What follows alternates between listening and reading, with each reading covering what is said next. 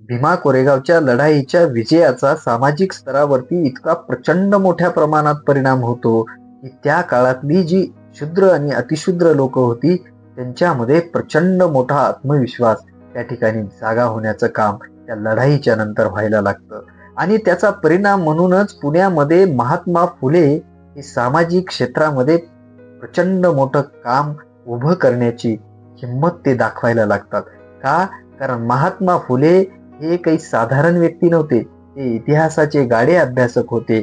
आणि म्हणूनच महात्मा फुले सावित्रीबाई फुलेंच्या मदतीने ज्यावेळेस सामाजिक क्षेत्रामध्ये क्रांतिकारी कार्य करायला सुरुवात करतात त्यावेळेस ते इतिहासाचा अभ्यास करतात आणि त्या इतिहासाची पुनरावृत्ती करण्यासाठी म्हणून महात्मा फुले 1 जानेवारी हीच तारीख निवडतात आणि 1 जानेवारी 1848 ते पुण्यामध्ये भिडेच्या वाड्यामध्ये मुलींची पहिली शाळा काढतात आणि या भारत भूमीमध्ये समतावादी विचाराच्या क्रांतीची सुरुवात या 1 जानेवारीच्या दिवशीच करतात.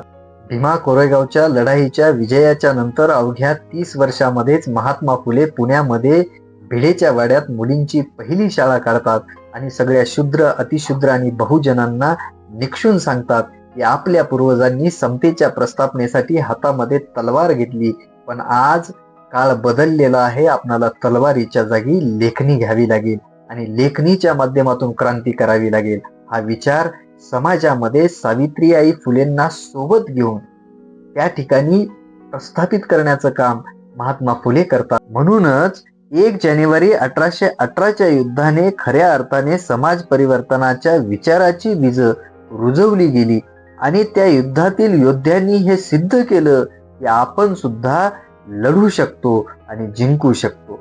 आणि हीच प्रेरणा खऱ्या अर्थाने महात्मा फुले आणि सावित्रीबाईंनी घेतली आणि पुण्यामध्ये ते खंबीरपणे उभे राहिले. ते केवळ उभे राहिले नाही तर हजारो वर्षापासून गुलाम असलेल्या महिलांना सावित्रीबाई फुले आणि महात्मा फुल्यांनी मुक्त केलं, त्यांच्या गुलामीच्या बेड्या तोडून टाकल्या.